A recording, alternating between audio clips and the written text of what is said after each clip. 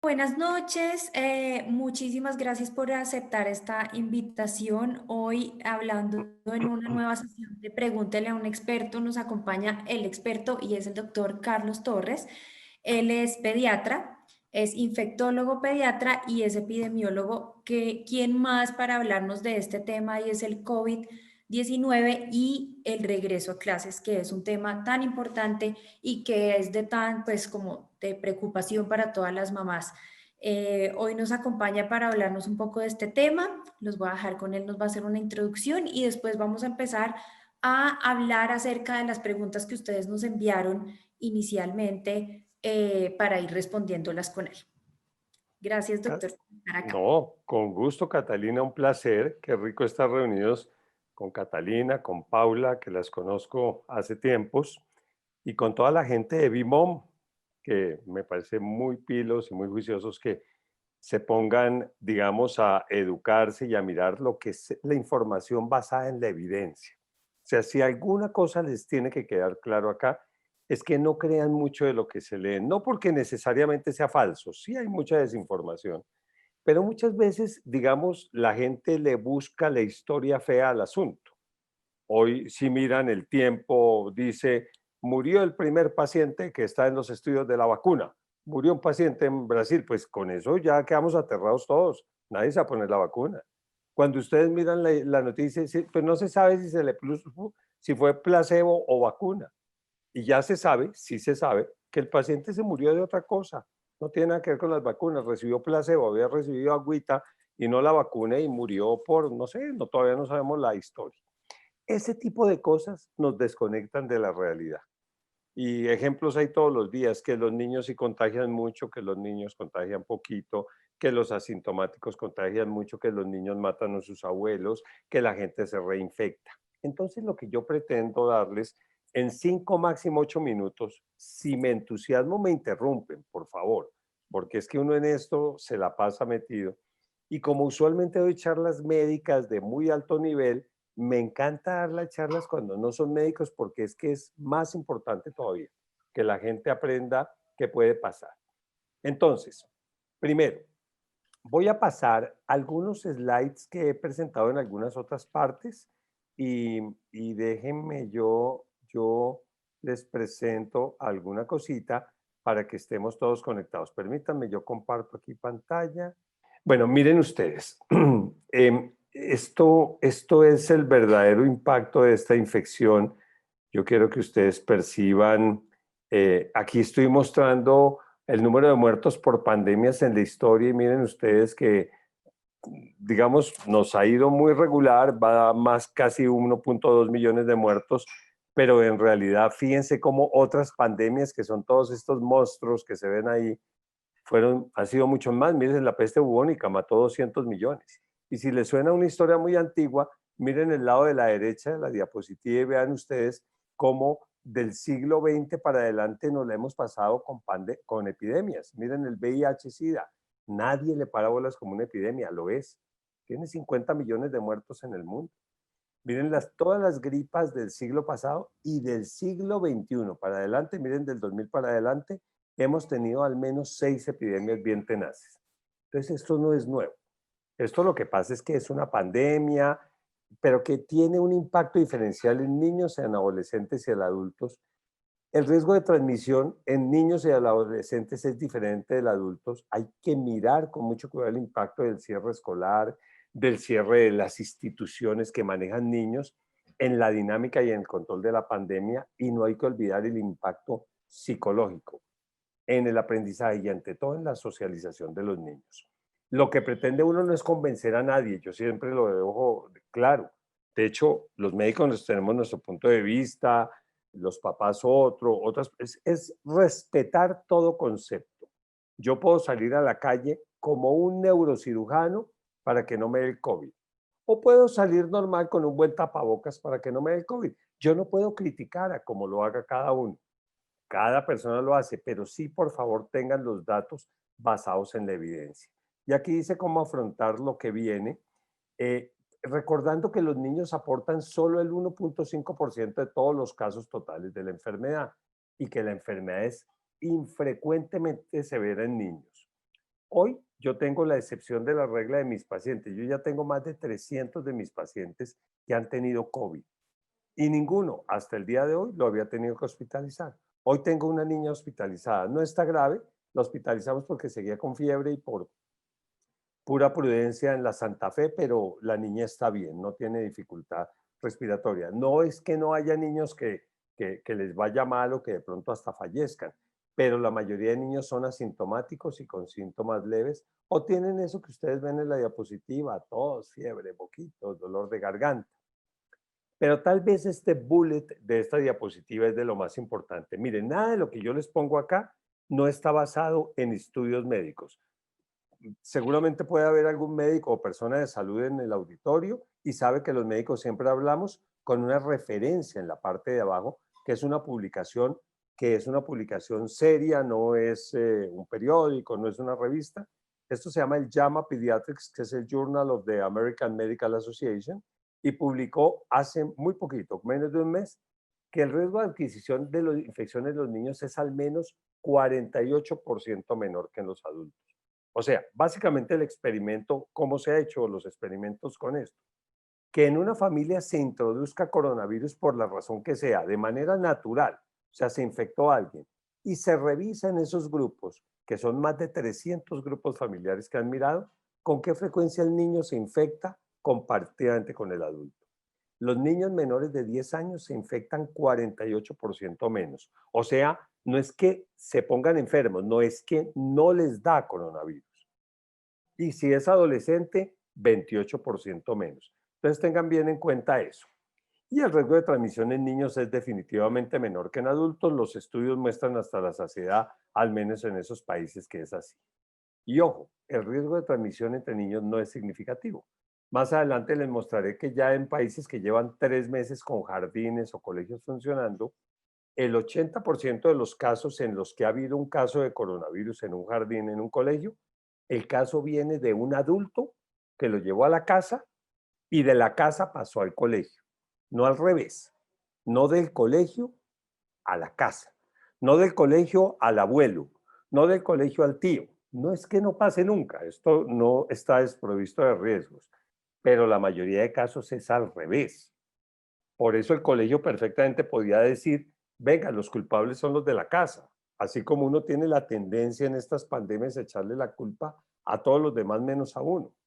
¿No han visto ustedes que ustedes van al médico y le echan la culpa al médico, a la enfermera, al hospital? A Sí, mí sí, sí. cuando un paciente llega y me ve a mí como un astronauta que me estoy muriendo de calor 6 horas al día así, y me empieza como a mirar todo lo que yo hago, yo lo primero que cojo es que le echo de todo al paciente y al señor. Por donde él va tocando, yo le voy echando amonio como cualquier viejita histérica. Y doctor, ¿por qué me hace eso? ¿Usted me puede prender a mí? Ay, yo no había caído en cuenta, doctor. Sí, sabe que usted también, sí. Sí sabe que los médicos nos morimos por eso. Y lo mismo pasa cuando le echamos la culpa al avión, al restaurante, al amigo, al colegio, a la institución, porque como a todos los demás les da, pero no a mí, que eso es lo que tenemos que madurar. Todos estamos en riesgo y por lo menos de los que nos están oyendo, cuando esto termine, el 70% se habrán infectado, por lo menos, a menos que tengamos una buena vacuna. Miren acá cómo en los niños, fíjense ustedes en esta diapositiva, la enfermedad es mucho menos severa, es asintomática en su mayoría, mientras que la persona, especialmente si es mayor de 50 y 60 años, tiene mayor riesgo de que sea severa. Aún así, la mortalidad incluso en mayores de 70 años no llega al 30 o 40%. Fíjense ustedes la mortalidad acá, esto es un estudio inglés de hace poco. Tomen los grupos de edades, estoy seguro que todos los que están acá están por acá por debajo de este grupo de edad. Y fíjense que la mortalidad no llega al 1 o 2% en estos grupos de edad. Sube. En mayores de 90 está como en el 45%. O sea que eso se puede ver de dos formas. O es muy alta, porque para los médicos es muy alto que se muera el 45% de las personas, pero otros dirán, oiga, pero entonces el 55% con COVID mayor de 90 años se salva, ¿sí? O sea, la mayoría se salva, ¿sí? Entonces, digamos que es como para que tengamos en cuenta eso. Y esto es Bogotá a 14 de octubre. Y fíjense ustedes en esta diapositiva las edades de casos y los niños de 0 a 5 años, de 10 a 15 y de ahí en adelante hasta 80 años y más. Y en verde, como ven acá en la convención, es que se quedaron en la casa, que no tocó irse ni al hospital. En amarillo son los que se hospitalizaron. En azul son los que están en cuidado intensivo y en moradito son los que han muerto. Y entonces ustedes vean la gran diferencia que hay. Prácticamente no hay muertos a estas edades. Aquí entre 30 y 39 aparece una tenue línea moradita, pero se aumenta muchísimo después. O sea, la mayoría de nuestros niños, de las personas jóvenes, están acá y esto es importante entenderlo. También deben saber que nosotros los hombres nos morimos mucho más que las mujeres. Esto es lo que se llama incidencia. Incidencia es cuando no me importa el número de casos, sino el número de casos por la cantidad de población que hay. Y digamos, son datos un poco técnicos, pero lo que quiero mostrarles, y esto también es Bogotá, es como en las personas mayores la incidencia es mucho mayor, pero es igual, en hombres y en mujeres nos enfermamos igual, pero mira la diferencia en muertes. Los hombres morimos 2.5 veces más que las mujeres, y en cualquier edad. En cualquier edad, mire, los mayores de 80 años, el hombre muere 2.354 por cada 100.000 habitantes, la mujer 1.100. Pero si vamos a los más jóvenes de 50 años, 52 versus 147, 157. Entonces, como sé que este grupo probablemente sea más femenino, benditas ustedes porque les va mucho mejor que a nosotros. Hay niños con riesgo elevado en estos casos y si hay preguntas ahora, hablamos del niño asmático, del niño con problema cardíaco, neurológico, tenemos como que, digamos, particularizar cada riesgo. Pero por lo pronto les digo que el asmático normal del consultorio, que se maneja con un inhalador, que en estos días seguramente ha estado muy bien porque ha estado confinado, ese niño no tiene más riesgo de padecer un COVID severo. Lo tiene el que está con medicamentos que llamamos los corticoides, no inhalados, sino tomados, y aquel que no está compensado. Pero eso sí, un niño con un problema cardíaco de base, una enfermedad neurológica incapacitante, el niño obeso. Ustedes saben perfectamente que la obesidad es el factor de riesgo número 1 de muerte. Y para los que no lo saben, quiero que lo sepan. En los adultos la posibilidad de muerte de un obeso es 42 veces más alta que la del no obeso. Hipertensos, diabéticos y algunas otras condiciones. En los niños obesos también hay dificultades con esto. Pero quiero que tengan en cuenta esto, no hay actividad desprovista de riesgo. Por favor, metámonos en la cabeza. Es un consejo que les doy.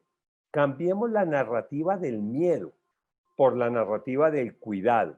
Dejemos el miedo compulsivo.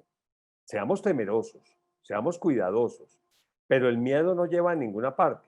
Particularmente porque así a mí me dijeron el 31 de diciembre la pandemia se acaba, pues yo le digo quédense encerrados, no pasa nada. Pero como no se va a acabar ni en Semana Santa, ni en junio del año entrante, ni en diciembre del año entrante, y qué pena dañarles el plan a los que creen que esto va a pasar dentro de un ratico, no va a pasar, y ahora les cuento cuándo podría pasar, depende de cada uno de nosotros, pues de aquí en adelante no hay actividades provistas de riesgo. Ahora que se han abierto las cosas, yo sigo viendo 3 grupos de pacientes. El que sigue asustadísimo con todo, con esos niños pálidos, sin vitamina D, tristes, con ideaciones incluso suicidas en adolescentes, muy complicados. No crean que son el estrato 1 y 2. Mis pacientes son niños con familias usualmente muy cuidadoras de ellos. Todo niño está afectado, los suyos y el mío, y los míos. No hay duda, porque yo estoy afectado y ustedes también, ¿o no? Bueno, entonces, eso es un tipo de pacientes, el que sigue pensando que esto metiéndonos en un búnker nos vamos a salvar. El segundo es el que anda muy fresco, por todo lado y tampoco, o sea, hasta, digamos, exagera. Y el tercero es el que, yo le digo, el esquizofrénico, como que no sabe lo que hace. Dice cosas como estas: yo no pienso volver al colegio, ¿qué tal? ¿Van a experimentar con mi niño? No, no, no, no, ¿cómo se le ocurre? Yo no voy. Ay, pero a cuanto paseíto sale, se va. Los tengo en Miami jugando golf, han ido, los tengo, míos. Y no, no meten al niño al colegio. Los tengo en cuanto oferta haya en centro comercial, allá están. En cuanto a restaurante, yo no estoy diciendo que no vayan, Váyase a Miami si puede, váyase a pasear, pero hombre, eso tiene más riesgo que meter al niño al colegio. ¿Sí? Entonces, pongámonos las pilas, o sea, piensen en los niños siempre. Y esta parte que tal vez es la parte central que quiero decirles, el riesgo depende de varios factores. No solamente es el distanciamiento social, mantengámonos distanciados. 6 pies dicen los americanos, decimos nosotros 2 metros. Pero podría ser 1 metro desde que tengamos medidas de cuidado, sí. Puede ser 50 centímetros desde que nos cuidemos, sí. Y desde que nos descuidemos, de pronto 4 metros no son suficientes. O sea que no solamente es la distancia. Lo segundo es la utilización del tapabocas, requisito, subrayado 3 veces. Ahora, niños menores de 6 años en la mayoría de países del mundo no se les exige. Yo veo como impresionantemente niños de meses o de 2 años se lo dejan ahí puesto en Colombia y eso me parece bien. Pero siempre pongámonos, es importante. No olviden el lavado de manos. Con eso comenzamos a molestar en febrero y en marzo. ¿Se acuerda cómo molestábamos con eso? A la gente se le sigue olvidando. Se ponen el tapabocas, no sé qué, pero las manos no se las lavan. Y se les dice, oiga, láveselo cada 30 minutos, cada 40, cada 50 minutos. Sigo viendo que la gente no se las lava, no se las lava bien, se pone un gelcito ahí rápido o se echa el famoso cuento del alcohol. A mí me parece chévere el alcohol, pues como una urgencia, pero eso de andar uno asperjándose alcohol a toda hora, eso es de lo más loco del mundo. O sea, uno ve a la gente echándose alcohol por acá, por allá, por todo lado, no tiene ningún sentido. Y lo peor, no se pongan guantes. Déjenos a los médicos, que están bien escasos y bien caros, con guantes en la calle, con guantes en el mercado, con guantes. Esa mano está sucia. Seguramente al que se los pone no le da nada, pero al que toque lo matan, porque eso no tiene solo coronavirus, sino tiene de todo. Con eso han tocado la plata, la fruta, lo otro. O sea, no hay nada más sucio que el guante de una persona que no está usando el guante para lo que es. Y la persona que usa guantes no se lava las manos. ¿Sí? Lo otro importante dice que ambientes con alta y baja ocupación, el aforo que llaman, el tipo de espacios abiertos versus cerrados. Y ojo con esto, la actividad como hablar, gritar, cantar, silbar. Por ejemplo, eso que estoy haciendo acá es de alto riesgo si yo estuviera en persona. Por eso las conferencias no están bien y eso. Cantar, el otro día creo que se montaban unos aviones con una filarmónica con conjuntos de vientos, ¿no? Ahí terrible la situación, como no lo pensaron, pero eso se puede pasar. Y entonces se los voy a mostrar en esta diapositiva, que esta diapositiva es la clave de aquí en adelante de todo lo que ustedes hagan. Y si yo quedo con la imagen de que ustedes se aprendieron esta diapositiva, que además Catalina y Paulita se la pueden pasar a todo el mundo, esto no tengo yo ningún problema, es muy importante. Y quiero que analicemos esta diapositiva en un segundo. Miren ustedes, yo aquí tengo en verde las actividades que tienen bajo riesgo de transmisión. O sea, todo lo que sea verde es bueno. Todo lo que sea rojo es malísimo. Alto riesgo de transmisión, como dice la convención aquí abajo. Y amarillo es intermedio. Entonces, miren los factores que influyen. Lo primero que dice este cuadro es el número de personas. Baja ocupación es esta parte del cuadro, la parte izquierda, y alta ocupación la parte derecha. Con solo mirarlo de entrada, ven ustedes que ven mucho más verde y mucho menos rojo donde dice baja ocupación, y mucho más rojo y menos verde donde dice alta ocupación. De ahí la importancia del aforo. El segundo tema es la ventilación, que está acá. Y entonces vean que no importando si es un sitio con bajo aforo o con mucho aforo, aquí dice afuera, o sea, por fuera de la casa y bien ventilado. Adentro de la casa y bien ventilado o pobremente ventilado. Y eso diferencia completamente todo. Si ustedes entonces ya suman baja ocupación y un sitio que sea por fuera de la casa o por lo menos que sea adentro de la casa o de la situación donde esté, pero bien ventilado, miren que el verde sigue ganándole al amarillo. Pero ya cuando es pobremente ventilado, así sea de baja ocupación, la transmisibilidad es mayor. Ahora, si se van a este lado en donde hay alta ocupación y digamos pobremente ventilado, lo están viendo acá, alta ocupación, pobremente ventilado, miren esta columna, casi todo es rojo. O sea, esto es un sitio de altísimo riesgo. un sitio donde haya más de 20, 30, 40 personas de acuerdo al sitio y pobremente ventilado. Yo soy el primero que me gusta la misa, les prometo que voy a misa, pero por favor, tengan mucho cuidado si vamos a ir a un ambiente con una ocupación alta, que pase de un número de personas de acuerdo al área y que esté pobremente ventilado. Por Dios, no lo hagan, no busquen lo que no se les ha perdido. La tercera circunstancia que tiene que ver, mírenlo acá, es utilización de tapabocas y contacto por tiempo corto. Eso es lo ideal, que uno tenga contactos con la gente por tiempo corto y con tapabocas. O también se mira tapabocas y un contacto por tiempo largo porque nos tocó, no sé, ir a un hospital, al consultorio, ir, no sé, al centro comercial. Aquí está el que no usa tapabocas. Y lo ponen acá muy bien porque es que los americanos y los europeos tienen mucha dificultad aceptando el uso del tapabocas, como ustedes bien saben. Entonces, no tapabocas y contacto por tiempo corto ya empiezan a aparecer muchos rojitos, así usted esté en un sitio de bajo aforo y que esté bien ventilado. Y si llega a estar en un sitio de alto aforo, mal ventilado y no tiene tapabocas, así el contacto sea corto, la cosa se le complica, ya no se ve ni un verde en este cuadradito acá. Y el peor escenario, no tapabocas, contacto con tiempo prolongado. Mire que todo es rojo, prácticamente solo hay un verdecito acá.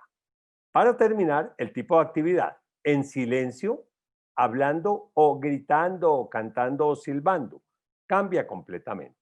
Pero entonces vuelvo, digamos, en este tema para mostrarles claramente cómo lo que tenemos que pensar es eso. O sea, no tienen que ser médicos y aprenderse el cuadro. Piensen en esto. Tengo el tapabocas puesto, voy a estar más o menos hablando pasito, calladito, o si voy a hablar duro, pues tengo que estar más protegido. Voy a estar en un sitio de alta ocupación y de baja ocupación y voy a estar en un sitio ventilado. El otro día fui a comer a un restaurante que quería ir afuera, mis hijos tenían alguna cuestión de celebrar y efectivamente el sitio espectacular grande y solo dos mesas, muy separadas, las de afuera, las de adentro había más mesas. Pero los amigos de la mesa al lado empezaron a tomar traguito y empezaron a cantar. En ese momento el doctor Torres se fue para otro lado. ¿Sí? Es porque es que así estuviéramos lejos y a 4 metros y con tapabocas, pues ya nos quitamos el tapabocas y estamos para comer, obviamente no lo tenemos que quitar. Si ven que sí puedo ir, no es pecado, pero ojo con lo que está pasando. Entonces no olviden ese ejemplo que les estoy mostrando ahí, muy importante. De la transmisión escolar, que se sabe que hay un bajísimo riesgo de transmisión si se siguen los lineamientos. No es que no vaya a haber transmisión, va a haber, va a haber colegios que les dé, pero pues es que eso, estamos en pandemia, o sea, no hay actividades provistas de riesgo. Pero en los casos de brotes escolares, la fuente del caso índice en la mayoría de veces es en la casa, en eventos o festividades y solo en el 3% en el jardín o en el colegio. Y no olviden esto, es raro que el niño sea el iniciador de un brote familiar. Casi siempre lo es el adulto o incluso el adolescente puede ser. Hay algunos países que les ha ido bien con el colegio, Suiza, Noruega, Suecia, Uruguay acá en Latinoamérica, Costa Rica que ya comenzó, le ha ido bien. A unos países les fue mal, Israel. ¿Y saben por qué? Porque todo el mundo pone ese ejemplo, porque no usaban tapabocas, porque no hacían lineamientos. Básicamente fue eso. Pero siempre debe monitorizarse la evolución. Si entramos en un pico terrible nuevamente, pues ¿para qué vamos a hablar de salir y de jardines y de colegios y de todo eso? Entonces, en ese caso, eso no se hace. Bueno, esto lo voy a pasar, pero solo quiero que vean cómo diferentes países del mundo, y no porque estén en inglés son mejor que nosotros, porque ustedes ven que Europa ahorita está en rebrote y Estados Unidos siempre ha estado mal, pero esto es Australia, Nueva Zelanda, el Reino Unido, como, miren los titulares de, no del periódico, sino de las organizaciones ministeriales, los niños al colegio. Esto es toda lo que se llamamos el Task Force europeo, que de pronto podemos comentar algo de esto más adelante, pero por tiempo es una repetición de lo que estoy diciendo. Quiero terminar, bueno, con el gran impacto que tiene el cierre escolar sobre los niños y los adolescentes, el impacto sobre aprendizaje, socialización. El colegio y las actividades extracurriculares ofrecen estructura, significado, sentido a las actividades escolares. Pero además se exacerban las inequidades. ¿Qué tal el que no tiene computador? Y yo tengo pacientes que tienen 7 hijos. 6 hijos, 5 hijos, búsqueme 7 computadores en una casa. Pero a veces son 2 y aún así tenemos dificultades. No todos están millonarios y ricos en la casa en estos días, ¿cierto? Mucha gente golpeada. No, digamos, las inequidades son muy grandes. Y hay una sensación de soledad, depresión, culpa y rabia en los niños. Y entonces se juntan 3 sensaciones en niños y especialmente en adolescentes, que a veces las tenemos los adultos, pero que son muy importantes. Esas sensaciones son miedo que tenemos. Los niños vienen asustadísimos porque los papás les han inculcado eso o los medios. Segundo, además de miedo hay incertidumbre, que es así pues qué culpa. Nosotros no tenemos ni idea qué va a pasar en 3 meses, ni en 4, ni en 5, y la incertidumbre nos acaba a todos. Miedo más incertidumbre, y donde ustedes lleguen a poner soledad, esa es una mezcla que está demostrado que es más dañina que un infarto, es más dañina que el estrés más grande que tengan, es muy complicado. Yo esto lo voy a dejar y después lo podemos hablar, pero esto sí lo voy a decir. ¿Qué se ha hecho mal en el mundo entero? No soy solamente yo que se ha hecho mal. De hecho, por acá debo tener un libro que se los voy a mostrar. Eso se llama The COVID Catastrophe y no es un libro de esos de autoestima ni nada de eso. Está escrito por Richard Horton. Él es el editor de una de las revistas más prestigiosas de medicina que se llama Lancet y es un libro médico completamente, pero dice qué se ha hecho mal y cómo hacer que esto no pase de nuevo. ¿Qué se ha hecho mal? Esto, la narrativa dominante que ha sido la del miedo. Y solo 2 ejemplos. No mates a tu abuela. No vayas a visitar a tu mamá el Día de la Madre porque la vas a matar. El año entrante no la vas a tener. Hombre, sí, esa no es la idea. O la otra, que esto es una guerra, que hagamos de cuenta que estamos en guerra. Esto no es una guerra. ¿Saben por qué no es una guerra? Porque en una guerra uno gana y uno pierde. Y aquí solo perdemos nosotros. El virus nunca va a perder. El virus no es erradicable. El virus no se le puede ganar. ¿Sí? El virus va a vivir con nosotros. O sea, en 20 años les prometo que ese virus existe y que hay que hacerse la PCR en 20 años cuando sospechen que sea coronavirus. Simplemente va a haber vacuna. Esto va mucho para los enemigos de las vacunas. Por favor, tengan mucho cuidado con lo que se dice porque, digamos, todas las enfermedades para las que hay vacunita fueron peores que el coronavirus, pero solo se pudieron controlar con vacuna. Así que en este momento esas teorías y todas esas cosas, seamos prácticos. Esto hay que frenarlo, hay que hacer que la parte económica vuelva, hay que hacer que la vida vuelva y solo se puede frenar o enfermándonos todos o con vacuna todos, no hay de otra. ¿Qué vamos a esperar que nos enfermemos? ¿Saben qué población necesita que nosotros nos enfermemos para que haya inmunidad de rebaño? El 60%. ¿Eso qué quiere decir? Que si en Colombia somos 50 millones, cuando nos enfermemos 30 millones, la enfermedad puede empezar a disminuir por inmunidad de rebaño. 30 millones. Resulta que esta enfermedad no es muy mortal, en realidad mata al 0,5% de la gente. ¿Cuál es el 0,5% de 30 millones? 150.000 personas. Entonces, necesitamos 150.000 muertos. Solo mata al 0,5, pero esos son 150.000. ¿Sabe cuánto llevamos hoy? 28.000. Pues nos falta multiplicar por 5. Unas 5 olas progresivas, unos 4 o 5 años con pandemia. Y sí, ahí no necesitamos vacuna. Qué jartera ponerse vacuna. Dejémoslo así, que nos enfermemos todos. Eso es lo que puede pasar. Eso es a lo que le apuesta mucha gente con la famosa inmunidad de rebaño. Por ahí no. Lo otro que es importante es la narrativa del joven como irresponsable y como transmisor de la enfermedad, que se la pasa rumbeando, que no sé qué. No, la mayoría de jóvenes son muy pilos, están muy asustados con eso. Entonces también pilas con eso. El pánico de los papás, de la gente, de las autoridades, del vecino, del doctor, de uno mismo, aumenta los comportamientos obsesivo-compulsivos. La limpieza de la casa 28 veces al día, por todos lados, las bolsas de carulla por todos lados, las suelas de los zapatos. Yo no estoy diciendo que no lo hagan. Excelente que nos volvamos tan limpios. Qué chévere. Pero eso no va a parar la pandemia, de ninguna forma. Las infecciones, el contacto social y la dificultad en interpretar el riesgo que cada uno de nosotros tengamos. Les hablaba de la combinación peligrosa y que la rutina es muy importante especialmente para las personas más jóvenes. El saber qué va a pasar, qué esperar, cómo hacer mis planes de estudio. Por eso es que ustedes ven que inevitablemente los colegios poco a poco volverán, los que dicen que sí van aumentando poco a poco, La quinceañera quiere su reunión de 15 años, así sea con 3 amigos, y al que no tiene quinceañera le parece traído de los cabellos, pero el que la tiene sabe lo que es. El que tiene un hijo a punto de graduarse sabe lo que es querer verse con los amigos.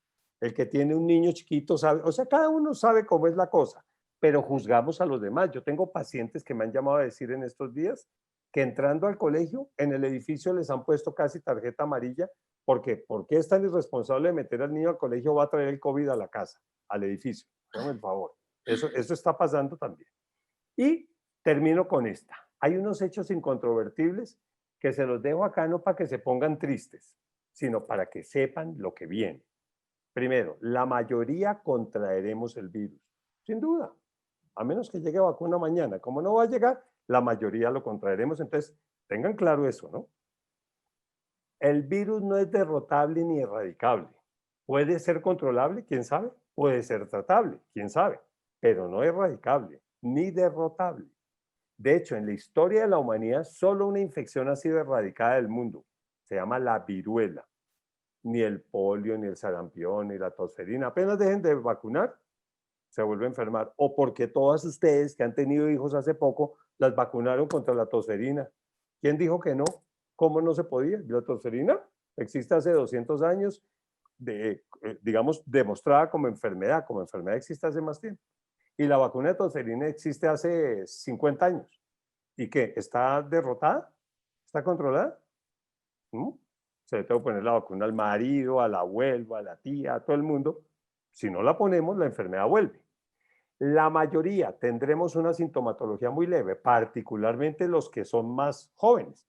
Y en este caso es bueno porque los más jóvenes son los menores de 50. Toda esa gente menor de 50, yo soy un poquito ya mayor de 50, es joven. Los que están un poquito más allá, hasta los 65, estamos como bien. Y de ahí para adelante tenemos que cuidarnos. Habrá, ojo con esto, recurrentes olas, rebrotes, como los quieran llamar, aplanamiento de la curva, hasta que por lo menos el 60% de la población esté o infectada o vacunada. Por eso, si yo decido vacunarme, Catalina se vacuna, Paula se vacuna, todos mis pacientes se vacunan, pero el resto no, pues nos da más o menos lo mismo. O sea, yo me pongo la vacuna y buenísimo, me protejo yo, pero voy a tener que seguir usando tapabocas, voy a tener que seguir haciendo aislamiento social, porque si no vacuno al menos al 60%, no vamos a lograr que el virus no encuentre fuentes de transmisión subsecuentes. Y ojo con esto de las recurrentes olas, porque también oye uno, uy, ya viene el rebrote en Bogotá por sinvergüenzas, por la minga, por la manifestación, por no sé qué. Hombre, el rebrote viene porque nos soltaron, porque vuelve a haber negocios, porque vuelve a haber vida de alguna forma para que la gente pueda sobrevivir. Va a haber rebrotes, España, Italia, y bajará allá más o menos en 6 semanas, y si no ponemos vacuna, volverá a subir después. Estados Unidos lleva 3 rebrotes y ni se han dado cuenta, porque allá sí, poco les interesa el tema. 3 rebrotes llevan, si ustedes miran la curva de Estados Unidos. Hay países que llevan 4 rebrotes.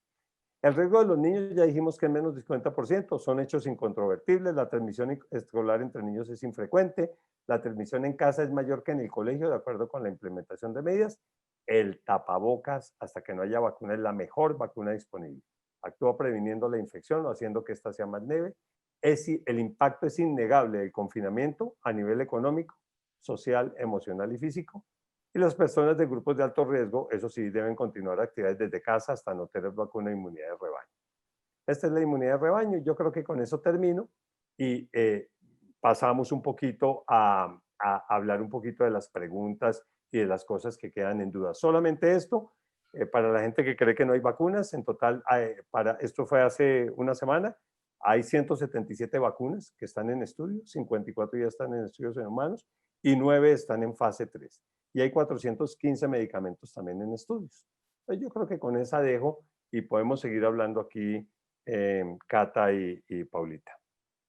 Bueno, doctor, muchísimas gracias. Qué importante pues toda esta información que nos dio y pues creo que nos saca también de muchísimas dudas y nos deja como el panorama claro con información muy veraz de lo que viene y de lo que podemos esperar también. Bueno, pasemos como algunas preguntas que nos hacen algunas mamás.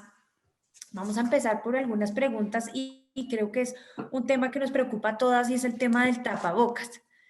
Mucho oímos hablar de qué tipo de tapabocas comprar, compramos el antifluido, pues para poderlo reutilizar de tela. Sale después otra noticia que dice solo el tapabocas que es el N95 es el único que funciona. Realmente, ¿cuál es el tapabocas que deberíamos comprar o cuál es la recomendación o qué creer y qué no creer? Hay tres tipos de clases de tapabocas únicamente. Uno es lo que llamamos respiradores o N95 o profesionales. Dejémoselo a los médicos. Sí, yo vi especialmente al principio de la pandemia mucho amigo que por Amazon lo conseguía, lo traía, todo eso. Menos mal que son bien caros, entonces la gente dejó de traerlos, pero por ahí veo todavía y no está mal. Pero digamos, eso es para la gente que está en un medio hospitalario. Entonces, no les recomiendo un N95 ni para la casa, ni para salir a la esquina a pasear al perro. Me parece un gasto de recursos Justo, innecesarios. es más, justo hoy nos llegó en un grupo que estamos, justo hoy nos llegó en un grupo que es el único efectivo. O sea, Bueno, hoy. depende qué queremos con el tapabocas. Queremos estar como en una cirugía, entonces yo tampoco podría usar los guantes normales que uso, sino tienen que ser guantes estériles. Y el equipo quirúrgico es estéril, o sea, como si fuera una cirugía, pero en la calle. Entonces no estoy diciendo que el que no quiera ponerse un N95 se lo ponga, pero está demostrado que cualquier otro tapabocas o barrera que tengamos, y ahorita hablamos de los caseros, van a ser efectivos. Ah, sí, es más efectivo el N95, sí, pero el nivel de efectividad para una persona normal, para actividades normales, es una cuestión absolutamente marginal lo que le agrega el N95. El segundo es el quirúrgico, el normal, por ahí debe haber algunos, el que usamos los médicos y que mucha gente ahora tiene en la calle. Ese no es malo, es un buen tapabocas, pero hay que ponérselo bien, ¿no? No por acá. ¿Ah? Lo segundo, ese es un tapabocas que no dura todo el día. Obviamente, si uno lo tiene puesto, por ejemplo, yo en consulta, los cambio cada 2 horas, el que tengo puesto. Yo tengo dos, uno y luego uno más profesional, pero porque soy médico. Pero si saliera a la calle con uno de esos, me pondría simplemente mi tapabocas y me lo quitaría cuando ya no tuviera necesidad de usarlo. Así las cosas sí podría durarme todo el día, pero no 2 días, ni 3 días, ni leche alcohol, ni nada de eso, porque es que eso ya no va a servir. ¿Por qué? Porque con el aire que expulsamos, con el agüita que nos sale en la expiración, se pierde la impermeabilidad del tapabocas. Entonces, eso también es válido para los hechos en casa o los de tela. El tercero es el de tela. O sea, al principio todo el mundo se le decía que sea quirúrgico o N95. No, se le empezó a decir, mire, que usarlo de tela, quiere sentirse mejor vestido, no quiere sentir. Eso está bien, están perfectos, pero tienen que ser de un material que sea un material que al mismo tiempo permita que el grosor o los huequitos de la tela no permitan la entrada, ¿cierto? Pero al mismo tiempo permita respirar. Por eso todos estos son de algodones de 3 capas, se llaman así, mucha gente los puede mirar mirando a la luz del día, estiramos la telita y vemos que no veamos la luz del día, ¿cierto? Por ahí, pero que podamos respirar. Entonces se recomiendan al menos de 2 capas, venden de 2, de 3, de 4 capas y cada vez hacen unos impresionantes que veo por ahí que usa la gente, me parecen buenísimos, pero es muy importante que sean apretados. El quirúrgico no es apretado, ustedes ven que es como sueltico acá, y otros que tenemos nosotros los tenemos especialmente cuando uno usa gafas, que tenga como una cosita acá, ¿no? Como Sí. tal vez puedo tener esto acá para mostrarles, como esta cosita acá, Ah, sí. ¿sí? Bueno, em, bueno, pero volviendo al de la tela, por favor, son mucho mejores los que tienen bien metidito acá para que usted se pueda amarrar un poquito y le tape acá o le tape por acá, porque es que si no, por los lados puede penetrar, especialmente en actividades de alto riesgo. El que sea lavable, pues obviamente es fundamental, pero por favor, más que el tapabocas es como, yo lo llamaría como como la etiqueta con el tapabocas. Llega uno el tapabocas y lo bota encima de la mesa y luego vuelve y lo coge y luego el perro lo pisó y luego no sé qué y vuelve y se lo pone, pues, pues ¿para qué hace eso? Se le va a prender una cosa diferente al coronavirus ahí por tener tapado eso ahí con una cosa que está sucia, ¿cierto? Sí, claro. El lavado debe ser diario, ¿sí? No, no es que lo use 2, 3 días, lo huele un poquito, no huele tan feo. No, no, no. Por favor, sí, pues que O todo eso hay es personas importante. que le echan Lysol o le echan Sí. alcohol. Eso, pues, Digamos, eso es como cuando el gel, para una urgencia. Yo no soy que sea enemigo del gel, pero el gel nunca va a reemplazar el jabón, ¿cierto? Y hay unos geles malísimos que no son de alcohol. Entonces esos geles no ayudan mucho. Son como muy perfumados, pero no protegen mucho. Entonces, digamos, si se le cayó el tapabocas, hubo una situación en que no tuvo el otro, póngale un poquito de eso y siga adelante, pero tenga claro que no lo vas que lo vas a lavar lo más pronto posible, por favor. O sea, es importante estar protegido. O sea, que se le olvidó el tapabocas un día y no hay nada que hacer. Hagas esto. Excelente tapabocas. Buenísimo. Por ahí no entra nada. Se subió al ascensor, se le quedó. A mí me ha tocado, a mí a veces se me olvida. Qué pena. Subió alguien, yo, uy, qué pena con usted. Porque él siente el riesgo del mío. Es esto, no más. Con los niños de uno, hay niños que no se dejan el tapabocas. Uno le pone su cosita, su protector, lo mete entre la ropa de uno, no va a pasar nada, no, esto no es de Walking Dead, o sea, no es que uno respiró y ya se murió y se le dio tampoco, pero hay que cuidarse. Ahora, los que hacemos deporte tenemos problemas a veces porque nos exigen tapabocas y eso es importante, las mamás, los papás que hacen deporte, especialmente al aire libre. Eso es muy discutido. Solo muy pocos países lo han exigido como Colombia. La mayoría de países la gente puede correr, montar en bicicleta sin tapabocas. Es lo lógico, porque es que hacer ejercicio fuerte, especialmente a cierto nivel, con tapabocas, pues es muy difícil. Para los que corremos, por ejemplo, eso es complicadísimo. Pero nos toca acostumbrarnos. Ahí en ese caso, no vayan a usar el quirúrgico porque eso se moja. Entonces, bien, todos estos profesionales, los cuellitos, ojo, porque hay unos que son muy delgaditos, entonces no protegen bien, ¿cierto? Pero entonces toca que sean como dobles en ese aspecto, pero que dejen respirar. Pero lo importante es que digamos, métanse esto en la cabeza, que no penetre germen, pero que usted pueda respirar, que usted pueda mirar la tela, que casi siempre es algodón, que sea de buena calidad en ese aspecto. No por ser bonito y de diseño es mejor, pero claramente sí he visto que la industria ha mejorado mucho en ese aspecto. Hay unos que son lindos, súper novedosos y además que se amoldan a las necesidades. Doctor, ahí en el tema del tapabocas, el otro día vi que decían que recomendaban para cuando los niños iban al colegio que lo más recomendado era que usaran doble tapabocas.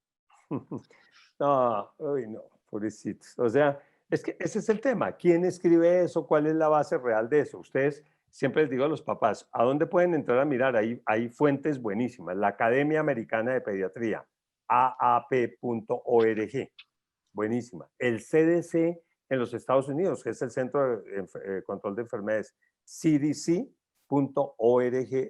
No, perdón, cdc.gov, G-O-V chiquita y muchos otros que hay, pero que son autorizados. O sea, si un niño con dificultad se pone uno, ¿qué le va a poner dos? O sea, Sí, no. no, no es necesario, o sea, No, realmente. no haga eso y en verdad no lo necesita porque, de nuevo, eso es lo que yo llamo la compulsión del pánico. Pero es que puede existir el riesgo del 1%, pues sí, sí puede existir, pero pues pongámosle un N95 de niños, que no hay. O sea, eso es muy, muy difícil así. Yo no estoy de acuerdo con eso, no me parece. Okay. Bueno, en cuanto al regreso al colegio, ¿cuál debería ser el protocolo cuando el niño regresa del colegio? Muy Hay buena pregunta. mamás que preguntan, ¿debería bañarlo? ¿Debería quitarle toda la ropa, cambiarse? Fuera de ¿Debería la casa, así como en la entrada de la casa, o puedo permitir que entre hasta el baño con su ropa, ¿sabes? Como, la maleta, Bueno, desinfectarla es, más o es menos? como, es como asumir que el niño viene infectado, entonces ¿para qué lo mandó? Sí, o sea, de entrada lo mandó a la guerra y se salvó ese día de chepazo y hágale todo eso. No, a ver, tampoco quiere decir que no se cuide, ojo. Sí, En sí, sí. gran parte depende de los lineamientos del colegio. Yo he visto y he participado y he colaborado con algunos lineamientos buenísimos. O sea, es que es impresionante las buenas ideas que mucha gente tiene. Entonces, digamos, hay formas de manejar eso. Hay colegios que usan el uniforme, lo cual tiene algunas ventajas. Otros van de particular. Otros colegios usan telas antifluidos como una batica para llegar al colegio, allá se la quitan y llegando al colegio, pues en el camino se ponen su batica también para llegar a la casa, de forma que al llegar a la casa esa batica que es lavable se maneja. Sí, soy un convencido que la ropita del niño hay que quitarse, hay que pasarla, pero el niño puede entrar a la habitación, o sea, frescas, frescas, ¿no? O sea, nos tocaría en la puerta del transporte o allá abajo, no tiene ningún sentido hacer eso. Bañar al niño, pues depende.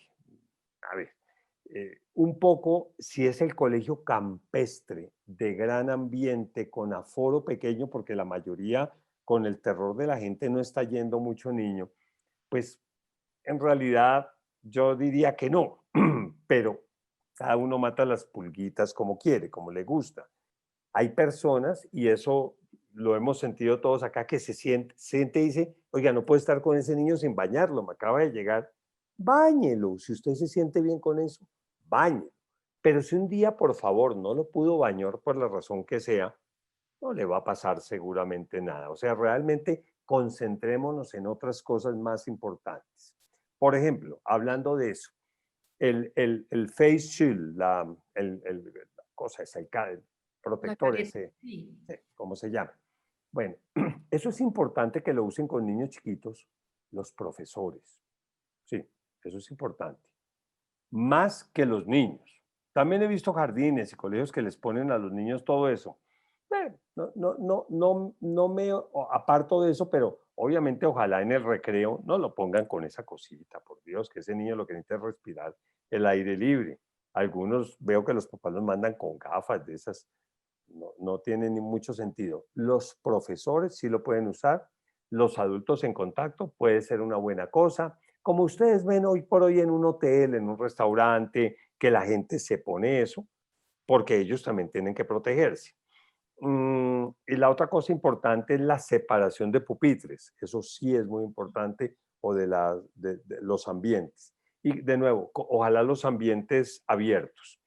Eh, Algunos colegios han optado por horarios cortos, pero varios días de la semana, otros por la semana completa, alternando semanas, todo eso es válido, y otros se han ido, y me gusta mucho ese esquema, por el horario completo, pero con un aforo muy bien, porque permite que el niño en verdad aproveche a lo que va. Porque yo sí entiendo, por ejemplo, el argumento de algunos papás que están dudosos y dicen, y además me lo mandan ir para que vaya una horita por semana o 2 horitas para que, pues no, pues si va a ir, va a ir. Digamos que todo eso, digamos, tiene que contribuir. Ah, bueno, y que no se me olvide, lo repito 20 veces, el lavado de manos. Es que ese es fundamental. Con tapabocas, lavado de manos y distanciamiento social, nosotros tenemos un control bastante bueno de la posibilidad de infección en casi cualquier escenario. Listo. Bueno, por ejemplo, Milagros ya entró al colegio, ella ya volvió al colegio y una preocupación con mi esposo es, deberíamos dejar de vernos con los abuelos, no es que nos veamos siempre, pero pues de vez en cuando que los visite o ellos vienen y hacemos una caminata juntos al aire libre, pero es un riesgo que ella al estar ya yendo al colegio, verse con personas de alto riesgo sea pues más peligroso. Entonces depende de muchas cosas. La respuesta es analiza tus riesgos. Entonces primero pongámosle como lógica al tema. Decimos que estamos en una situación compleja, que en la ciudad de Bogotá sigue habiendo muchos casos, si bien ustedes saben que ha bajado bastante. Es probable que comience a subir en los próximos 15 días nuevamente. Hoy ya hubo más muertos que otros días, pero bueno, eso sube y baja. Pero digamos, no hemos bajado en Bogotá ni en Colombia de un número ya estable de personas infectadas. Aún con esas personas, el número de personas activas conocidas en el país oscila entre 60.000 y 70.000. y somos 50 millones de personas. O sea que los activos son los que teóricamente estarían infectando, ¿cierto? Entonces sáquemele el porcentaje a 70.000 de 50 millones. Pero digamos que no, que vivimos en un sitio donde hay más infección y en Bogotá y que no sé qué.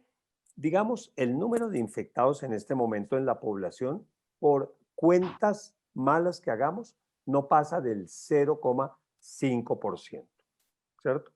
O sea que la posibilidad que alguien esté en la calle infectada y tenga contacto conmigo podría ser de 1 en 200 contactos que yo tengo. Esto es importante tenerlo en cuenta. Algunos dirán, no, es que yo no me aguanto ninguno. Ah, bueno, pues sí, difícil. Pero no es que sea todo el mundo. Porque es que ahorita, si te toca a alguien en el supermercado, tú crees que ya te lo prendieron. O sea que todos tienen. Y es 1 en 200 en los, digamos, en los cálculos más pesimistas que hay. Si fuera eso, decimos que a los niños se les prende menos porque es que es real. Por eso es que los dejamos volver al colegio. Por eso es que tú dejaste que Milagros volviera, porque además en el colegio están todos los parámetros, pues la posibilidad de que se prenda en el colegio es inmensamente menor que la que se prenda en el Jumbo, en Carulla, en el Éxito o en el Suana o en el Irotama o en cualquier lado que te quieras ir. Es mucho menor. De nuevo, entonces, si tú fueras al Irotama o al Suana y te devuelves o llevas a tus papás, no los puedes ver, bueno, depende del riesgo que quieras correr y del riesgo que tengan tus papás, pero probablemente no sea el riesgo mayor. Ahora que si yo prefiero que el niño chiquito tal vez no tenga esa situación de amor con el abuelo, de besito cerquita, porque estamos allí visitándolo a 2 metros sin problema. Algunos se querrán poner tapabocas con sus papás, algunos papás le pedirán a sus hijos que se pongan tapabocas, eso es manejable por cada uno como quiera. Y finalmente viene el riesgo del mayor, porque es que no por ser mayor de una vez le vamos a quitar todas las actividades de la vida, ¿no? Ojo, por ejemplo, ya les dije que las mujeres tienen menor riesgo que los hombres de morir. Por ejemplo, les voy a poner un ejemplo. Una mujer de 72 años, sana, que no está obesa, que no está hipertensa o no diabética o muy leve o controlada, tiene mucho menor riesgo de morir por COVID que un hombre obeso de 40 años. ¿Sí? Y al de 40 años sí lo dejamos visitar, ¿no? Y ese por ahí anda, por ahí en todo restaurante porque le gusta comer su buena papita, ¿no? Entonces, ojo con eso. Si yo tengo mis papás hipertensos no controlados, diabéticos, cáncer, medicamentos, sí, tal vez, ¿para qué le llevo a los chinos? Incluso puedo ir yo, me hago con tapabocas, me hago lejitos, como para estar un rato ahí, pero pues evidentemente no eso. Pero si es el abuelo relativamente sano, que está bien controlado, pues no, hace unos días vi una señora que la abuela tenía 62 años, sanísima y no la veían hace 4 meses. Decía, pero ¿cuál es el tema? O sea, 62 años, nada, ningún problema en ese aspecto. Entonces, digamos, igual, como uno maneja los riesgos, pero tengan en cuenta toda esta información y decidan qué quieren hacer, lo que su cabeza les dé, pero no se guíen por el miedo, guíense por el cuidado, sean cuidadosos, pero no estén aterrados. ¿Sí? Listo. Doctor, acá hay una pregunta que yo creo que hacen mucho también y es, ¿qué se le puede dar para aumentar las defensas para el regreso al colegio a los Bueno, niños? esa es una buena pregunta por lo siguiente. Yo me remito a que la gente siempre me ha pedido cosas para las defensas. Y yo como soy infectólogo, pues yo le contesto que no hay nada. Entonces se ponen bravos, algunos cambiarán de pediatra, irán a otro lado, no sé, porque uno puede contestarle sí, como diríamos, le tengo la solución perfecta y le formulo 20.000 vainas que existen, que además muchas veces al doctor le ofrecen 5.000 pesitos por cada gótica que formule, cositas así. No, eso no es así. Nada sube las defensas en una persona normal. ¿Saben por qué? Porque los niños tienen maravillosas defensas, mejores que nosotros. Por eso les va también con las vacunas. Están muy bien defendidos. Y lo normal antes de la pandemia era que se enfermaran mucho hasta los 2 años, para que a los 3 o los 4 fueran unos tigres que no se enfermaban con nada. Eso es subir defensas, eso se llama inmunidad entrenada. Además están tan bien vacunados que probablemente eso de tenerlos bien vacunados es lo que hace que les dé menos COVID, porque su sistema inmune es como tener un ejército muy bueno. un ejército entrenado. De nuevo, eso tiene esa palabra en medicina, inmunidad entrenada. ¿Sí? Entonces, partamos de la base que nuestros hijos no están bajos de defensas. Se les puede bajar un poco por no salir al sol, por no tomar la luz del día. Se baja la vitamina D y otros componentes y eso sí que baja las defensas. Entonces, digamos, lo mejor que sube defensas ahorita en estas circunstancias es tomar vitamina D, pero no cantidades industriales ni megadosis. Me da mucha pena, pero tomar ni vitamina C, ni complejo B, ni la proteína, ni el menjurje que ofrecen en la esquina sirve. Lo segundo que sube mucho las defensas es estar bien vacunado. Estar bien vacunado propulsa las defensas. Entonces, con eso tenemos niños bien protegidos. Se habla mucho de medicamentos como el Engistol. A ver, el Engistol es un medicamento bueno, homeopático bueno, o sea, hay estudios, pero no es para tomarlo todo el tiempo y a toda hora, porque como mucha de la homeopatía, eso va perdiendo su efecto poquito a poco. Yo personalmente, si les doy Engistol porque, digamos, va a entrar al colegio, y esa es la circunstancia, no para el que esté en la casa, ¿para qué le va a dar a ese? Se lo doy 15 días antes y le digo a la mamá, déselo por 50 o 60 días y ya, para, de pronto el año entrante se lo vuelve a dar, pero tomarlo todo el tiempo, eso no, ya no da después mayor valor agregado. Y lo que ese medicamento disminuye la posibilidad de infecciones es entre el 15 y el 20%, no más. Ahora, lo otro importante es esto. Como vamos tan protegidos, pues yo no sé ustedes cuántas veces se han enfermado este año, pero yo no me he enfermado ni una. No, O ni sea, una. ni una, está buenísimo uno. Claro, que si le duele la cabeza uno cree que ya tiene COVID. Y si Sí. le ha dado COVID todos los días por cualquier vaina, la uña encarnada, todo eso. Pero digamos que en la práctica uno no se está enfermando. Entonces, pues en realidad yo no veo ese problema ahí. Yo veo el problema cuando esto pase, cuando volvamos a colegio normalmente, ya en cantidades grandes, ojalá la gente vacunada, ojalá la pandemia cediendo progresivamente, ahí yo no sé qué va a pasar. Eso es un gran desafío que los infectólogos estamos esperando que pase. ¿Por qué? Porque normalmente los niños se debían enfermar entre el año y los 2 años y medio o 3, ¿cierto? Y los que están en esa edad no se van a enfermar. Entonces, ¿qué va a pasar? Por ejemplo, cuando yo iba al colegio, y no es para que se pongan a averiguar mi edad, les prohíbo que hagan eso, cuando yo iba al colegio, pues no había transición, recontra transición, no sé qué, sino kinder y primero. Uno se enfermaba tan pronto entraba a kinder, y eso era como a los 4 o 5 años, porque ahí tenía contacto. Ahora se enferman es tan pronto entran, a los 2 años o al año y medio. Entonces, esos que no se han enfermado, es posible que no saquen gratis eso de que no se enfermaron del año y medio a los 3, sino que a los 4 o 5 se vayan a enfermar y necesitemos darles alguna cosita. Pero eso todavía no lo sabemos. Esa es una especulación completa. Pero digamos, el término ese de que me sube las defensas, el interferón y los embriones de pato y todo eso, eso es pura paja. Eso no, yo no creo en nada de eso. Ok, bueno. Sí, sobre todo como la buena alimentación en casa, Sí, yo creo que influye muchísimo también. sí. Sí, de acuerdo. Otra pregunta que nos hacen mucho es qué precauciones hay que tener con los niños que sufrían frecuentemente de croup o de pronto con algunas condiciones como asma, si hay que tener más precaución con ese tipo de niños o de Sí. preexistencias o es igual la probabilidad que se puedan infectar.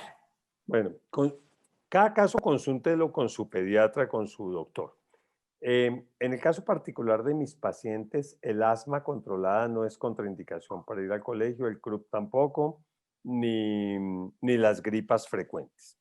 Es más, esos pacientes asmáticos que uno los tenía con medicamentos inhaladores que algunos del auditorio conocerán, Flixotide, Becort, Ceretide, Symbicort, parecen estar protegidos de COVID. O sea, yo no se lo quito a ningún paciente ahorita. Y doctor, ya llevo 6 meses, siga hasta que pase esto.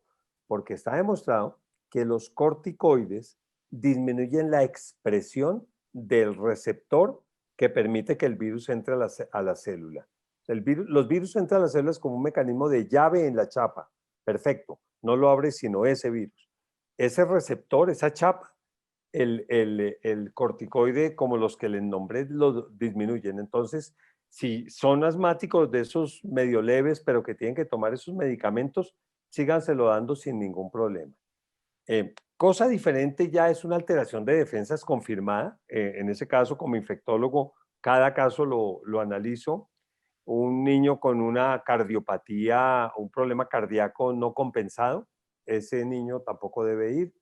Una diabetes que no esté bien tratada tampoco. Los niños con cáncer que están todavía en tratamiento, pero tengo varios sobrevivientes de cáncer que ya volvieron a sus colegios y están perfectos.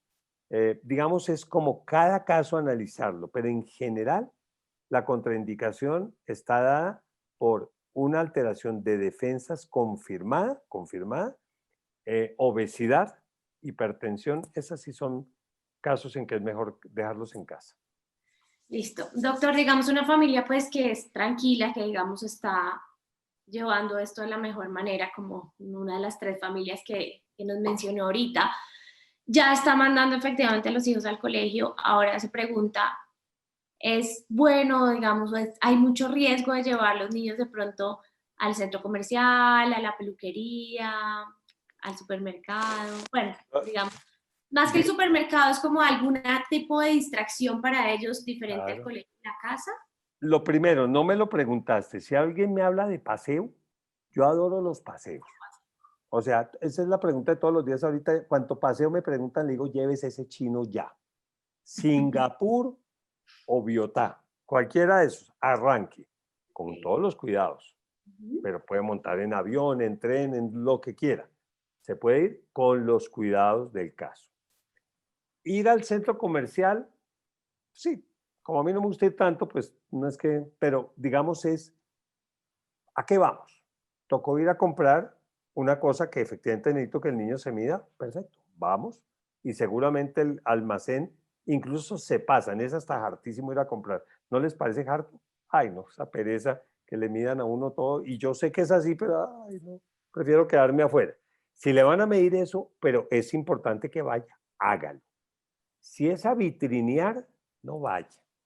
Si va a ir al restaurante del centro comercial, uy, qué pena con los del restaurante, pero vaya uno que tenga un espacio abierto, chévere, que el niño pueda jugar, o que tenga un aforo bueno, ¿cierto? Pero no quiere decir que no lo pueda llevar.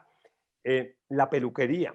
El otro día, después de mucho tiempo, fui a mi peluquería con mi hijo, claro que mi hijo es adolescente grande, pero allá ven niños.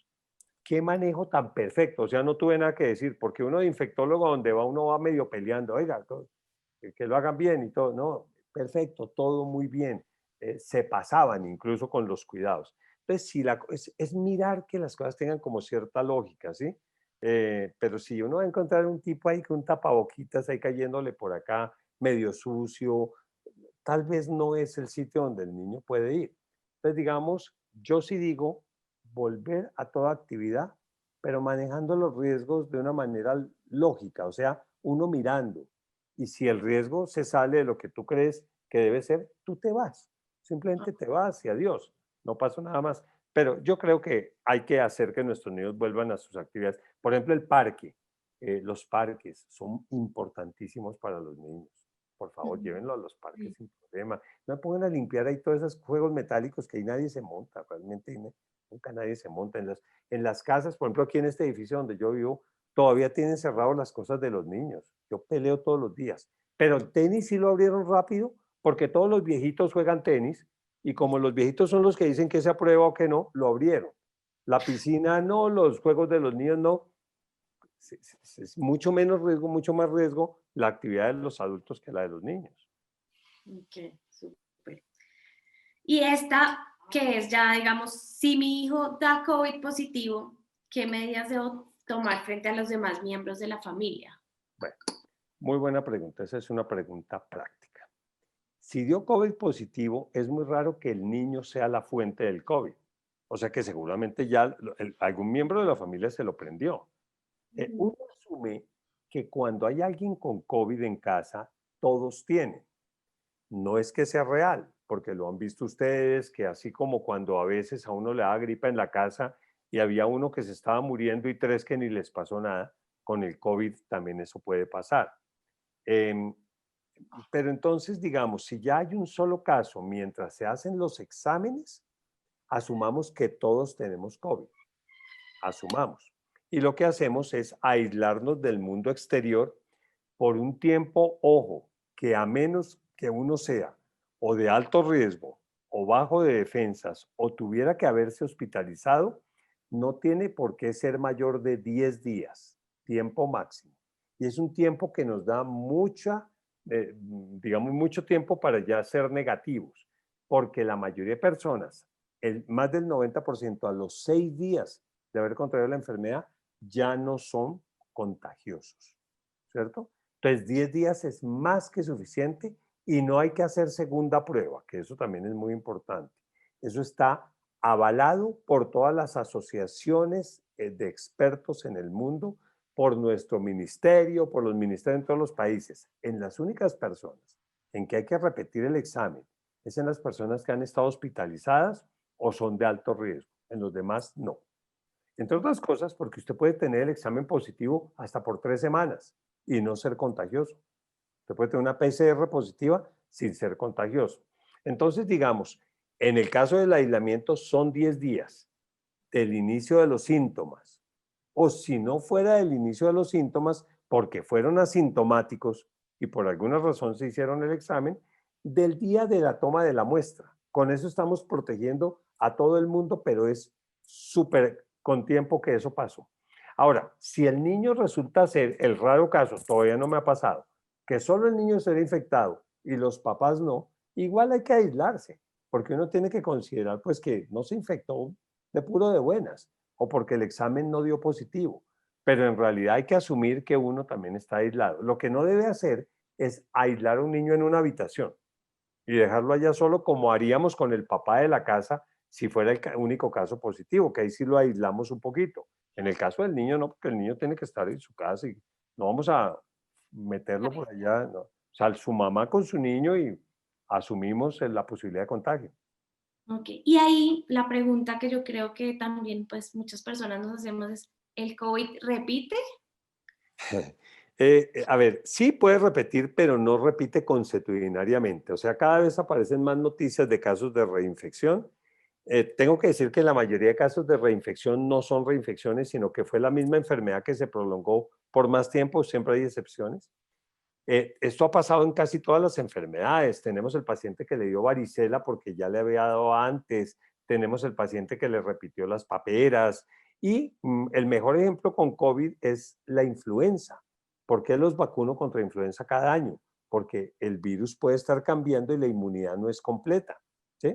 Y en COVID, que es un virus respiratorio, probablemente las vacunas, cuando salgan, van a ser de pronto cada año o cada 2 años o algo así para recibirla. Entonces, podría ser que una persona pudiera repetir la infección, pero es raro. En este momento se piensa que al menos el 98% de las personas queda con inmunidad duradera y protegido de una reinfección. Ahora, ¿cuánto tiempo? Pues por ahora lo único que podemos decir es 4 a 6 meses, no porque vaya a ser menos que eso, sino porque es el tiempo máximo que se han estudiado los pacientes. Y la mayoría de personas que se han reinfectado, sí hay por ahí unas excepciones que han sido noticia médica, pero la mayoría de personas les ha dado asintomático, o sea, no tiene ningún síntoma, que también es bueno. Entonces, digamos, puede haber reinfección, es un tema que hay que ir mirando, es un tema que tendría implicaciones en si hay necesidad de repetir vacunas o algo así, pero por lo pronto al que le dio, considere que tiene un 98% de protección, por lo menos por 4 a 6 meses. Eso es lo que se puede decir en el momento. Listo. Y Cata, ¿sabes cuál es una pregunta que creo que no teníamos por acá, pero que me parece importante? El tema de los diferentes tipos de pruebas. ¿En qué momento hacerse cada tipo de prueba? Porque pues ya uno oye que la PCR, que antígenos, que la de sangre, y uno no sabe cuál hacerse, cuál es más confiable, bueno. ¿Cuál es la... Voy a tratar de resumirles en un minuto lo que es conferencia completa que hemos dado sobre pruebas y que en el chat mío, que ustedes están ahí, saben que cada rato me lo preguntan y me toca volverlo a repetir y vuelven y me lo preguntan. Hay dos tipos de pruebas. Las pruebas para hacer un diagnóstico agudo y las pruebas para saber si lo tuve antes. Las pruebas para hacer diagnóstico agudo son dos en la práctica: la PCR y el antígeno. Las dos son en la nariz. El diagnóstico agudo no se hace por sangre, no sirve de nada.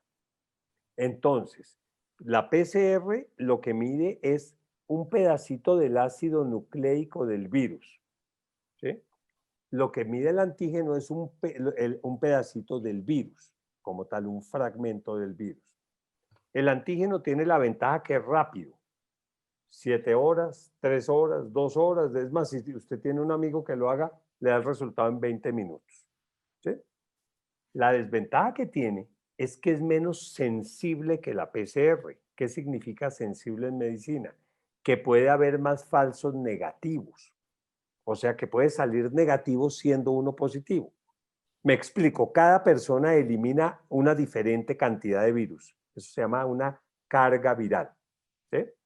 Si yo tengo uno de esos asintomáticos, los asintomáticos eliminan menos virus que las personas que están muy enfermas. Entonces, si yo tengo asintomático, estoy eliminando poquito virus, especialmente los niños, el antígeno puede salir negativo con una PCR positiva. Por eso es que yo no recomiendo el antígeno si quiero hacer un diagnóstico en una persona asintomática o si la persona lleva menos de 5 o 6 días de enfermedad. O si se pasa de 11 días de enfermedad, tampoco se debe hacer. La PCR, ¿qué ventaja tiene? Que es más sensible, no siempre. Si la hacen muy pronto, también sale negativa. Entonces, por ejemplo, esto es práctico para todos ustedes. Yo tengo un contacto con coronavirus ahorita, en este momento. Sé que tuve un contacto y que de pronto me va a dar. No me voy a hacer el examen mañana, ni pasado mañana, por angustiado que esté, ni el viernes, tampoco lo hagan el viernes. Hágaselo el sábado o el domingo. Pero ¿cómo me voy a esperar? Pues espérese, porque si no le va a salir negativo y usted va a estar convencido que es negativo y no le ha dado tiempo a la enfermedad. Entonces siempre lo hacemos entre el cuarto y el séptimo día. Tampoco se pasen mucho porque se puede negativizar. Esto de los exámenes es complejo porque por eso es que existimos los infectólogos y los médicos, para interpretar exámenes. Cada vez que ustedes me llevan un examen, pues lo más fácil sería que usted lo mirara y viera cómo está y ya usted sería médica. Me necesita. Entonces, interpretar los exámenes de coronavirus es lo mismo. Usted no puede entender todas las dimensiones de eso. Lo que sí es importante es que si PCR o antígenos son positivos, es infrecuente que sea un falso positivo. Eso es muy infrecuente. O sea, el positivo es positivo, ¿sí? Es infrecuente que sea, pero el negativo podría ser positivo. Y cuando los síntomas persisten, es mejor repetir el examen 24 hasta 96 horas después para mirar qué pasó. Qué jartera que me vuelven a meter. Yo no sé si a ustedes ya les hicieron, yo me echo como 5.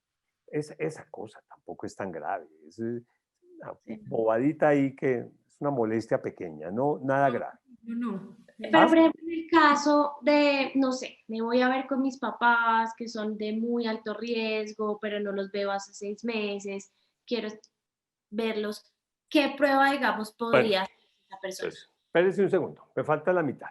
Entonces, ese es el diagnóstico agudo, que es lo de la nariz. Para que se Sí. acuerden, nariz, antígeno o PCR. Mejor PCR, pero antígeno puede ser bueno. Anticuerpos es en sangre, no me mide infección aguda. El anticuerpo lo que me dice es si me dio la infección. Me está midiendo mi defensa, el soldado contra la infección. Hay dos tipos de defensas, IgM e IgG. IgM se eleva por un tiempo corto y significa que la infección fue hace 5 o 15 días. E IgG, la infección pudo haber sido hace 10 días o hace 3 meses. Quiere decir que tengo defensa. Eso es la IgG. Entonces, el anticuerpo, ese es anticuerpo, no confundir con antígeno. El anticuerpo es en sangre y nunca sirve para diagnosticar una enfermedad aguda. Me pones el ejemplo tuyo. Me lo preguntan todos los días. Voy para otra ciudad, no he visto a mis papás, no quiero prendérselo. Bueno, lo primero es que el riesgo nunca va a ser cero, pero podríamos hacer algunas cosas. Por ejemplo, podemos hacer esto. 15 días antes de irlos a ver, y estoy hablando de la gente que vive lejos, no el caso que tú me dijiste que vas a ir un domingo o algo así. Le digo, 15 a 10 días antes, enciérrese en la casa. ¿Sí? Faltando 4 días, se hace la PCR. ¿Sí? Y entonces usted sabe que hasta ese momento no tiene. Y el resto de días siguió encerrada. Y no tiene usted ningún síntoma, vea, la posibilidad es muy bajita que se le prenda. Ahora podría pasar que está en la esquina de la casa de sus papás y se lo prendieron. Ah, sí, de malas. Sí, Para eso allá. sí es la mejor forma de saber. Ahora, si es la práctica de todos los días, estás en Bogotá, no los has visto, yo lo que diría es, mire, si en verdad son de muy alto riesgo, puedes hacerte unos anticuerpos y entonces los anticuerpos te los tomas, digamos, hoy y te salieron negativos. Entonces tú dices, nunca he tenido contacto con eso. Pero como puedo estar incubándolo, pues no puedo verlos. Entonces lo complemento con una PCR, por ejemplo. Pero se vuelve como muy complicado para cada cosa que hagamos con ellos, ¿no? O sea que, digamos, yo entiendo a la gente que se hace exámenes para ver a sus papás, pero en realidad yo le digo, venga, vaya, véalos. Si tiene tanto susto y tanta cosa, hágase una PCR, aísles en la casa 3, 4 días antes y váyase con su tapabocas, si quiere doble en ese caso, hágase a 3 metros, atiéndalos muy bien, consiéntalos, esté ahí, pero ya, con eso no le va a pasar nada, no se les va a prender. Listo. Súper, doctor. Muchas No, gracias. yo creo que para cerrar, pues me gustaría mucho que para cerrar como este capítulo del regreso al colegio, nos dijera cuáles son, qué es más beneficioso o qué es menos riesgoso, mandar a los niños al colegio. Bueno, entonces, respuesta, porque va a haber gente que me oye, que me va a amar y va a decir que eso era lo que quería oír. Y otros me van a detestar y van a pagar inmediatamente, van a decir que ese sinvergüenza está aliado con los colegios y no sé qué. Entonces, de nuevo, insisto, decisiones basadas en la evidencia. Basado en la evidencia hay 3 factores al menos que deben tener en cuenta para tomar la decisión. El primero, los niños se enferman mucho menos que los adultos, por lo menos 50% menos. Segundo, los niños son bajos transmisores. Estoy hablando de los niños chiquitos. Puede que un adolescente no sea eso real, pero los niños son bajos transmisores y el colegio como fuente de infección para la casa es infrecuente y no lo digo yo, lo dice la literatura mundial. Eso es así. Que más bien la casa es más para el colegio como riesgo, sí. Y el tercer factor, no olvide, no existe niño en el mundo que no tenga una alteración por estar en casa. Los niños aprenden de una forma diferente a nosotros. Es más, nosotros también estamos afectados. Nosotros hacemos lo que hacemos porque cognitivamente hacemos siempre lo mismo, pero no necesitamos un mecanismo mental para aprender a sumar. Imagínense aprender a sumar, restar, multiplicar. ¿Usted cree que por un computador usted se ha parado al frente de sus hijos a ver cómo es eso? ¿Usted cree que pues le llegó una formulita así bonita, uno aprendió eso? La matemática se aprende por un mecanismo que se llama engrama cerebral, en el que se necesita borrar, escribir, quitar, pasar al tablero, quitar eso, que le den el tizazo diciendo que está mal hecho, que lo pongan a hacer de nuevo, que haga el ejercicio de nuevo. ¿Quién aprende ese tipo de materias así? Lenguaje, conjugación, lo lúdico. El niño aprende por el juego. Por eso los que no quieran volver al colegio, jueguenle a sus niños todo el día. Por favor, jueguen con el juego, es el juego de roles, es estar, es la socialización. Se pierde el mundo si uno no juega. Papás muy serios que están en el computador todo el tiempo. Si están tan ocupados en el computador, mándelos al colegio, por favor, y quédense ustedes ahí metidos en esa cosa ahí todo el día y noche, si quieren, pero mándelos al colegio.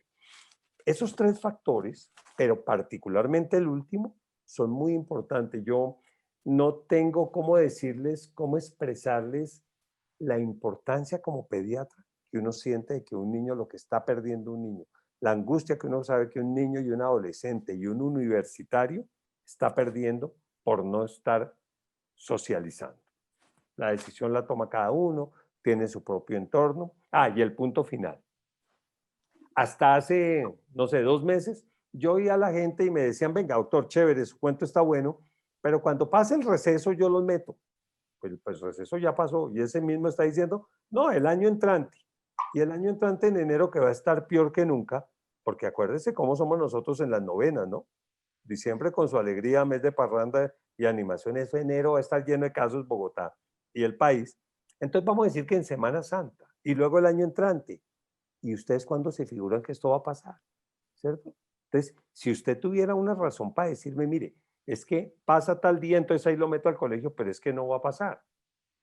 O sea, va a pasar en la medida en que nos vacunemos, en la medida en que tengamos el acceso a esas vacunas, poco a poco, de ninguna otra forma. Entonces, tomen decisiones pensando en eso. Si ahorita no se sienten capaces, los entiendo perfecto, pero maduren, porque tienen que hacerlo tarde o temprano.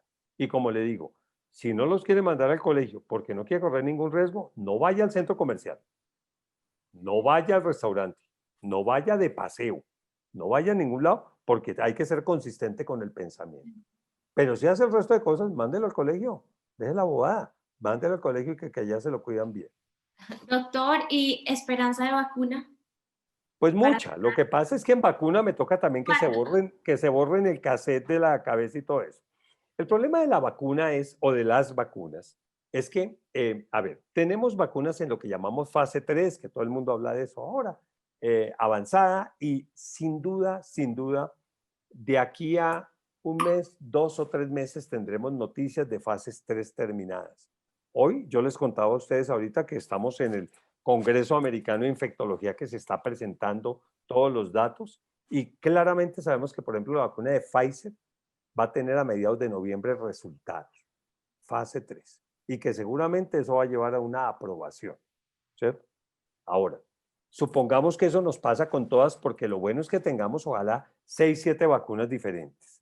Cada vacuna es diferente. Ahora, si usted me va a decir que no se la pone hasta que le compruebe que no haya ningún efecto secundario, sí va a estar difícil, porque si normalmente una vacuna dura unos 7 años probándose y aún así podría haber algún efecto secundario que pasó no detectable, pues aquí sí puede haber, pero usted tiene que definir qué hace, ¿no?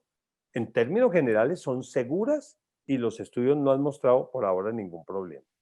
Ustedes dicen, pero ya se murió un paciente, están deteniendo un estudio. No, mire, eso no lo tomen de esa forma. Es tan impresionante el control que hay sobre eso, que si, por ejemplo, a mí me ponen la vacuna hoy, soy voluntario, y no sé, en un mes me da que me duele una pierna, ese es un efecto secundario, y así sea porque hice otra cosa, se va a asumir que es por la vacuna, simplemente para proteger a la sociedad. Entonces, cada vez que detengan un estudio es porque se va a mirar con certeza qué es, y ya ha habido 2 detenciones y 2 absoluciones y las vacunas han seguido. Y va a haber más casos de eso. Pero digamos que lo que menos me preocupa es que la vacuna sirva o no sirva, porque eso va a servir. A mí lo que me afana es la logística de aplicar la vacuna. O sea, nuevamente, insisto, hay que vacunar por lo menos a 30 millones de colombianos. O sea, los que somos grandes vacunadores sabemos que si uno vacuna a 1.000 personas, eso es hartísimo. Vaya, vacune 30 millones. ¿Cómo? ¿En dónde? ¿Cómo hacemos? ¿Dónde hacemos la fila? O sea, ¿ustedes se imaginan en mi consultorio todo el mundo haciendo fila para eso? Se suicida uno. ¿Cómo lo hacemos? ¿Qué nos inventamos? Me prestan la finca y entonces ponemos en un carro para que pasen uno por uno. Nos toca inventarnos cosas.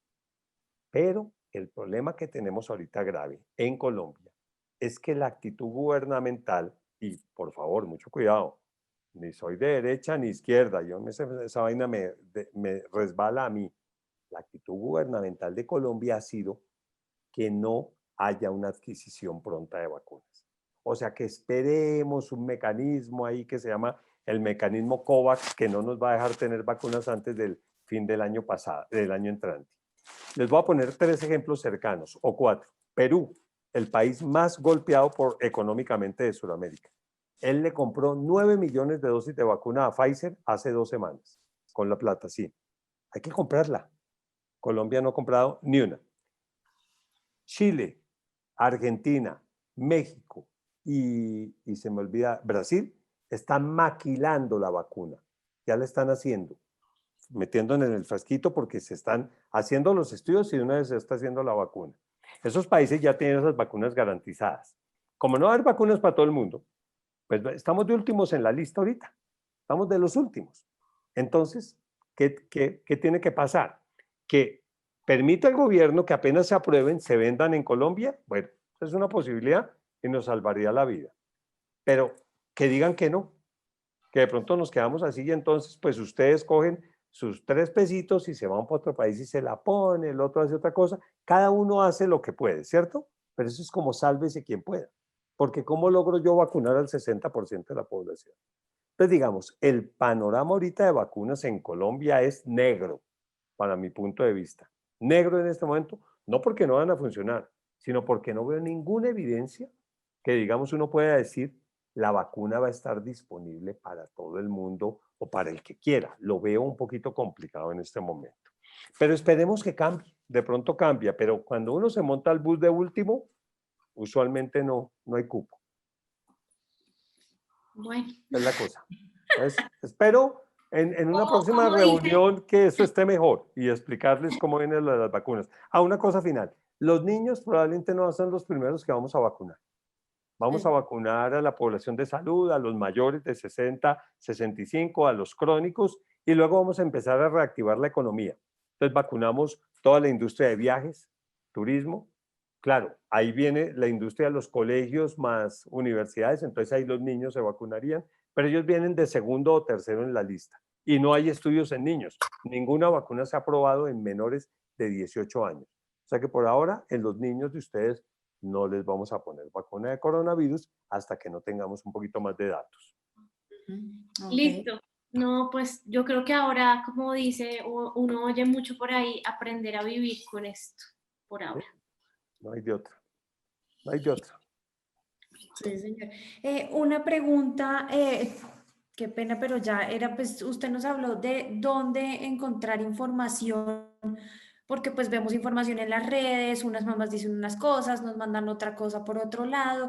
¿Realmente a dónde deberíamos acudir para buscar información, para estar enterados acerca de la vacuna, de los estudios, de realmente el tapabocas? Bueno, como esa Perfecto. información, ¿dónde encontrarla? Entonces voy a hacer 2 cosas. La primera les digo ahorita verbalmente unos y les prometo que ahorita más tarde les puedo pasar una lista de sitios en internet confiables. Sí. Siempre mirar en los sitios confiables que sean sitios respaldados por las asociaciones médicas o por un hospital. Los hospitales tienen algunos buenos sitios, especialmente en Europa o Estados Unidos. Los que yo puedo recomendar son el que se llama AAP. AAP significa American Academy of Pediatrics, aap.org como organización. El CDC, que es el Centers for Disease Control, cdc.gov en Estados Unidos. En vacunas hay un sitio buenísimo que se llama, es el sitio del New York Times, se llama New York Times Vaccine Tracker. Está una cosa importantísima que es el Johns Hopkins University, que también se los paso ahora. Ese que está, venga, yo ya quité la pantalla, pero le voy a dictar una dirección. Se llama bio, como biorender.com. Eso es solamente, habla de cómo van los progresos de vacunas. Y yo les paso de pronto una listica y ustedes la ponen en su cosa para que la gente vea sitios donde preguntar. Y denles mi número, mi cosa, y ahí también me pueden preguntar, que me escriban y yo les contesto. ¿Sí? Bueno, no, doctor, muchísimas gracias, gracias por este tiempo, gracias por la labor que hace, realmente es admirable, usted trabaja todo el día atendiendo muchos niños y después sigue en charlas y respondiendo las miles de preguntas que tenemos las mamás, muchísimas gracias, en serio que es un gran ser humano y pues queremos darle las gracias por esa entrega con todos. Con todo gusto, estoy a tus órdenes, esa es mi tarea. Muchas gracias, como Gracias. siempre. Chao, buenas noches, Feliz noche. adiós, que descansen. Cualquier cosa hablamos. Claro, claro que sí, muchas gracias. Chao. Gracias. Chao.